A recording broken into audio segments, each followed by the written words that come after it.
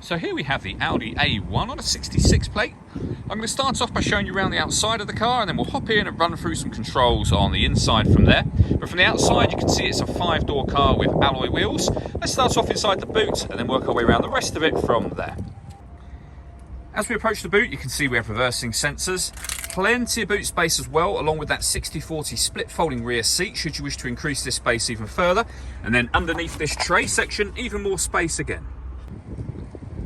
Okay, so we're just going to work our way back round to the front of the car, and then we'll hop in and run through some controls on the inside. But now that we've done a full circle of it, you can see it's in excellent condition the whole way round. Just briefly before we climb in, I think it's worth seeing the interior from this exterior point of view. There's plenty to run through on the dashboard, so let's hop in and we'll do that now. Okay, now that we're inside the car, we're going to start with the dials. On the left-hand side, we have the rev counter, and on the right-hand side, the speedometer and fuel gauge. In the middle, you can see the total miles of this car, which are 37,201. The information displayed in that section can be changed using buttons on the steering wheel. There's various different menus available to you, from your audio, your phone, navigation, all the way back round to the beginning again. The buttons I was using to go through those bits of information are just here. We have stereo controls over this side on the steering wheel as well, and then cruise control underneath that. Over in the center is where you'll find the main screen for the car. All of the movement that I'm making on the screen is being done using this dial. You can use this collection of 4 buttons that surround it as well, or you can access certain things directly from the buttons on the menu here. So we're on the main menu, for example, at the moment. You can turn that dial on to satellite navigation, and you'll see your lovely clear color sat-nav display there. When it comes to music in this car, we have of course got the radio. When it comes to your options in terms of radio, we've got DAB, FM and medium wave radio all available to us. If you want to listen to your own music, you can do. You do that under the media heading just here.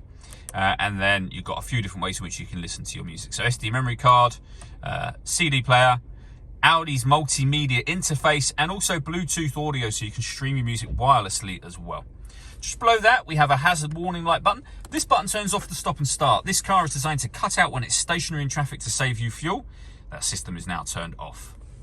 Working our way down with the buttons I went through just a moment ago. The main volume for the stereo, your CD player, a couple of SD memory card inputs as well just there. And then air conditioning. So you can determine the temperature, the fan speed and the direction the air is being distributed in. That button will turn the air conditioning on first of all. You can recirculate the air that's in the car. That's a great way of heating it up or cooling it down quickly, depending on the temperature you've set here. Underneath that, we have a heated rear screen. We can turn off our traction control. And drive select will change the car from auto to dynamic or efficiency, and then back round to the beginning again. And then finally, we have a 6-speed manual gearbox. All that leaves me to say is thank you for taking the time to watch this video. If you'd like to come and see the car in person and have a test drive, please feel free to give us a call here at Mach 1 Cars. We'd love to hear from you soon.